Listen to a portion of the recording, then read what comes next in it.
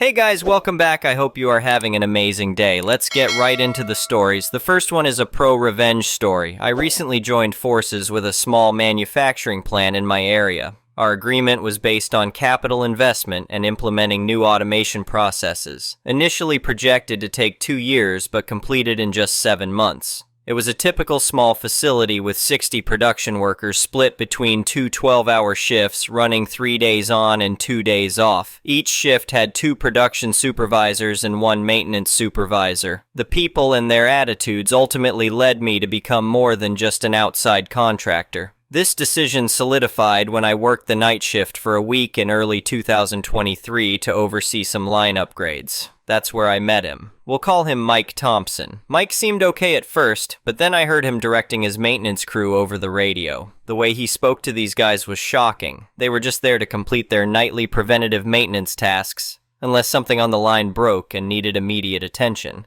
I'd never heard grown men spoken to like this, and never heard any pushback. He'd call them morons over the radio if they struggled with troubleshooting, label some as fat and useless, and even used racial slurs against one longtime employee. It made me want to back out of any commitment I'd made to this company. When I brought this up to the plant manager, Sarah, she brushed it off. "It's just friendly banter," she said. "We rarely get complaints about Mike." That was true, but only because anyone who complained, even anonymously, was always found out and then targeted until Mike fired them. Since no one would listen, I started documenting everything I heard on the radio. Date, time, witnesses, and which rights were being violated according to state and federal guidelines. I made this spreadsheet my project during my night shift stint, recording every incident I witnessed. One night, I saw Mike berating a 55-year-old worker named Tom who had requested 2 days off. Tom's nephew had just been in a car accident and needed multiple surgeries. Mike's tirade nearly made me lose my cool, but I knew it would jeopardize the information I was gathering. "You think you can just take off whenever you want, Tom?" Mike sneered over the radio. "This isn't a charity, it's a business. Get your priorities straight or find another job." Tom's voice was shaky when he replied, "Mike, please. It's just 2 days. My nephew—" "I don't care about your nephew," Mike cut him off. "Either you're here for your shift or you're not. Make your choice." After witnessing this, I knew it was time to act. I gathered all the maintenance guys and shared my documentation with them. They didn't seem to grasp its importance at first. "Nothing will change," one of them, Dave, said with a shrug. "Yeah, we've tried complaining before," another, Jack, added. "It always backfires." I explained, "The difference is in the details and evidence. Mike's constant use of the radio is actually working against him. Other supervisors have heard him too, making them unintentional witnesses. I even have some audio recordings backing up the written accounts." Their eyes widened as they realized the potential impact of this information. Each worker took their logs, and despite my investment in the facility, I urged them to at least petition for Mike's removal or threaten legal action. When they coordinated to expose all this in June 2023, it was like watching an underdog team win the championship. Not only did Mike finally get fired, but the entire atmosphere at the plant changed dramatically. Older machines started running better than ever, and people actually enjoyed coming to work again. A week later, when I returned, they had put a placard on my door. It said "Number 1 Boss," but "Boss" was crossed out and replaced with a hand-engraved "Badass." I took it down from the door, of course, but it's now proudly displayed in my home office. Probably the best thing I've ever received from a facility. As I wrapped up my project at the plant in early 2024, Sarah, the plant manager who had initially dismissed my concerns, approached me. "I owe you an apology," she said, looking genuinely remorseful. "I should have listened to you about Mike from the start. The change here has been remarkable." I nodded, appreciating her honesty. It's amazing what can happen when people feel respected and valued at work. "We've learned our lesson," Sarah assured me, "and we're implementing new policies to make sure nothing like this happens again." As I packed up my office, I couldn't help but feel proud of the transformation I'd witnessed. It wasn't just about removing one bad apple, it was about empowering an entire workforce to stand up for themselves and create a better working environment for everyone. The next one is an entitled people story. I never thought I'd be dealing with a real-life Karen situation, but here we are. It all started last summer when I moved into my new house. The place was perfect. Spacious rooms, a nice kitchen, and best of all, a huge backyard with a pool. After years of apartment living, I was thrilled to finally have some outdoor space to call my own. The first few weeks were great. I spent my weekends lounging by the pool, grilling on the patio, and just enjoying the peace and quiet, but that didn't last long. One Saturday afternoon, I heard voices coming from my backyard. I went to check it out and found a woman and 2 kids I'd never seen before splashing around in my pool. "Excuse me," I called out. "Can I help you?" The woman looked up, completely unfazed. "Oh, hello there. Beautiful day for a swim, isn't it?" I was so stunned I didn't know what to say at first. Yes, but this is my private property. You can't just use my pool without permission." She laughed like I just told a joke. "Don't be silly. This is the neighborhood pool. It's for everyone to use." "No, it's not," I said firmly. "This is my backyard, my house, my private pool. You need to leave immediately." Her smile faded and she narrowed her eyes at me. "Listen here," she snapped. "I've been bringing my kids to this pool for years. Just because you bought the house doesn't mean you can hog it all to yourself. That's not how things work around here." I was getting angry now. "Actually, that's exactly how it works. This is my property that I paid for. Now please get out before I call the police for trespassing." She huffed and puffed, but finally gathered up her kids and stormed off, muttering about how selfish and rude I was. I thought that would be the end of it, but boy was I wrong. The next day, I woke up to find a group of people in my backyard setting up for what looked like a birthday party. There were balloons, a cake, presents, the works. And right in the middle of it all was Karen from yesterday. I marched outside. "What the hell is going on here?" Karen smiled sweetly. "It's my son's birthday party. I told you this is the neighborhood gathering spot, always has been. And I told you yesterday that this is my private property," I said through gritted teeth. "Pack up and leave now or I'm calling the cops." "Go ahead and call them," she taunted. "They'll tell you the same thing. This space is for everyone. You can't keep us out."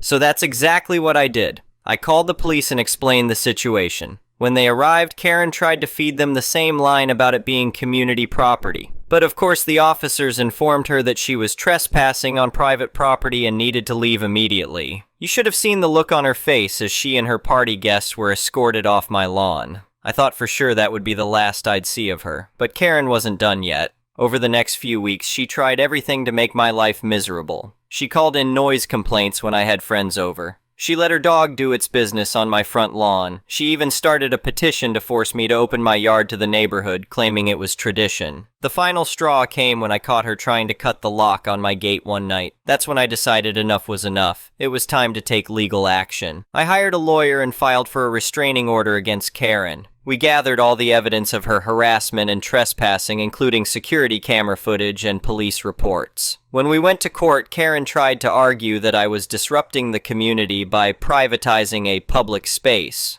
But the judge wasn't buying it. Not only did I get the restraining order, but Karen was also charged with attempted breaking and entering for the lock incident. She ended up with a hefty fine and community service. The look on her face when the judge read the verdict was priceless. After that, things finally quieted down. Karen and her family moved away a few months later. I heard through the grapevine that none of the neighbors were sad to see her go. Turns out I wasn't the only one she'd been harassing with her entitled behavior. These days, I can finally enjoy my backyard in peace. I even hosted a big barbecue for my neighbors to show there were no hard feelings about the whole ordeal. Everyone had a great time, and not a single person tried to claim my property as their own. Looking back, I still can't believe how crazy the whole situation was. Who thinks they can just take over someone's private property like that? But I learned an important lesson about standing up for myself and not letting entitled people walk all over me. And hey, at least I've got a wild story to tell at parties now. The next one is a petty revenge story. Cross-post, delete if not allowed. Yesterday morning, I received an email notification from my credit card company stating a transaction for $1,500 at a med spa was declined, and another stating it was approved. I immediately called said CC company to report the fraudulent charge. Turns out my card has had fraudulent charges over the past 3 weeks with purchases including various hotels in my area, eBay, gas station, self-storage, and moving truck rental.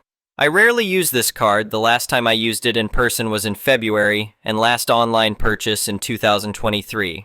Fortunately, my CC company flagged all recent charges and closed my card.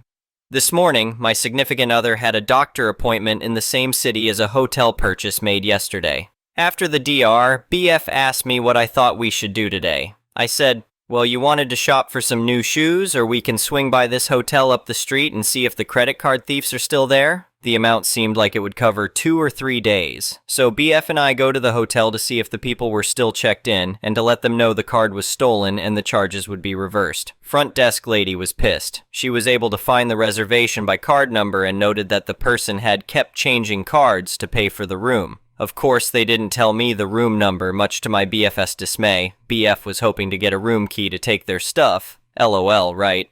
I called CC Company and they asked me to call the police. I called the sheriff department and they arrived within 20 minutes. I was surprised they even came. I gave them my report, ID, and credit card. The deputy asked if I wanted to prosecute. I said yes, but can I prosecute if my CC Company is going to refund all the money anyway? Then they went inside and spoke to the front desk who provided them the invoice. BF and I waited outside in front of the lobby. Then, through the automatic sliding doors, I hear the front desk lady yell, "That's him! He's trying to leave!" Light Hispanic dude with a bull terrier and several bags gets placed in cuffs. He gets brought outside, searched, and Doggo gets cuffed to a trash can. Then another little Asian guy gets brought out in cuffs. A third deputy arrives and brings out a fancy Asian lady with a face full of fillers, 2 suitcases, and a Coach backpack. 4 officers start going through the backpacks on the hood of their car. We see passports, IDs, credit cards. They pull out a big credit card printing machine and a laptop. Then they pull out a big Ziploc filled with crystal meth and the cop exclaims, "Here we go!" and turns towards us to flash a smile. 2 of them go back to search the hotel room and bring down 2 bags with more drugs, a scale, 4 car keys, and a big wad of cash. Unfortunately, none of the cars were in the parking lot and the perps said they had been traveling by Uber. The cops contacted one of the thief's friends to pick up the dog, who arrived pretty quickly. It was an older Asian dude with tattoos, flashy jewelry, and an old luxury SUV. Don't worry, we got his pics and license plates. All these guys seemed like characters out of The Brother's Son. The deputies then gave me all the paperwork and told me that one of the guys said they stole my card off of the internet. I would have guessed that they used a scanner while I was at the fair a few weeks ago. I find that so weird, BC. I haven't used my card online in almost a year. Apparently they made a physical card that had a different name on it. Anywho, I walk inside to give the front desk a copy of the incident number, and then I remembered something else. I remember seeing another transaction for a storage unit that was made yesterday and 2 charges at a rental truck company. I go back outside and talk to the sheriff and asked him if he wanted me to try to figure out where that was. I was able to track down the storage location to a city about 15 minutes away, but no can do on the trucks. I called the storage place, and they confirmed that a payment was made with my card but would not give me the unit number. From there, the sheriff said that it was out of their jurisdiction and they would try to get a search warrant, but that might take a while. However, it might be helpful if I made a police report with the other city. So, with nothing better to do, I drove my ass over there and made another police report regarding the storage unit. That's it for now. We'll update if anything else happens. In the meantime, I will call up the credit bureau to freeze my social security. Tell my dog to be on alert and load magazines. Any other suggestions? Also, Copper asked if I wanted to prosecute, but that was before the drug bust. So do I need a lawyer? Thanks in advance. The next one is a malicious compliance story. I was at my BF's house for a week. BF has planned a card tournament with his friends. Since I'm not interested in card games, I decided to stay in the bedroom playing games on his computer. I could hear them talking, but I didn't listen until I hear my name. Basically, the friends wanted some coffee, no big deal until one of them specifically wanted me to serve them. BF told him it was a bad idea, but he shrugged him off, saying that it was natural. The friend come to the bedroom and asked me to serve them coffee, and I say sure. When I come to the living room, BF and all the others boys were shocked. BF asked me if I was alright, and I told him with a big smile, sure. BF started to try hiding a smile before telling his friend I shouldn't have to serve them in his home since I'm a guest too. The others' friends were awkward, but the one insisting on me serving them doubled down saying he was right, and it's natural that as a woman, I serve them. The group told him he went too far, but I agree with him. The place of a woman is in the kitchen, with fire, blades, household product clearly not meant to be swallowed. Do you want a classic coffee or an aromatic one? BF has hazelnut, Irish, and caramel coffee too. By the way, did you know that cyanide actually smelled just like almond? Maybe that's why I never saw an almond coffee. We wouldn't notice if there is cyanide in it. BF burst out, laughing. The friend was dumbfounded, and I just continue. They choose a classic coffee. Sugar with the coffee. When I think about it, the most used weapon by women is poison. You know that product, antifreeze. Apparently it cannot be detected in the autopsy. That why he was so much uses to poison people, mainly husbands by their wife. The issues were so big that now we do a test specially to see if antifreeze is in the body. They choose no sugar. They ask that I change the subject, so I oblige. Did they know the movie Black Widow? The English title is Lamb to the Slaughter, TX Biold, and Rare Bumblebee 1803. And very old movie in black and white. It's about a wife who kill her unfaithful husband with a freezing leg of lamb with a hit on the head just like a baseball bat. She then cooks the lamb and even gives it to eat to the police when they investigate. It's fascinating how she uses her environment, the kitchen, to commit a crime. Do you want a cloud of arsenic in your coffee? Oh, did I say arsenic? I'm sorry, I wanted to say a cloud of milk. Don't worry, it's just a little slip of the tongue because I talk about poison for a while now. Someone asked why women uses poison that much. I just answered. That makes sense. After all, some men expect women to serve them and confidently eat everything they made. I don't know why, but at that very moment, the friend rushed to the kitchen, escort me out, and say he will make his own coffee. I ask if he was sure. After all, I don't mind. I still have a lot of funny stories to share. Is it because of the mention of arsenic and cyanide? Don't worry, I'm sure BF doesn't have that in his house. BF was trying to regain his breath while laughing. He managed to say, "I told you so." I got forbidden to enter the kitchen until their friends left that day. I wonder why. I would have made these coffees. I just wanted to share my interest on investigations and crimes. The next one is an entitled people story.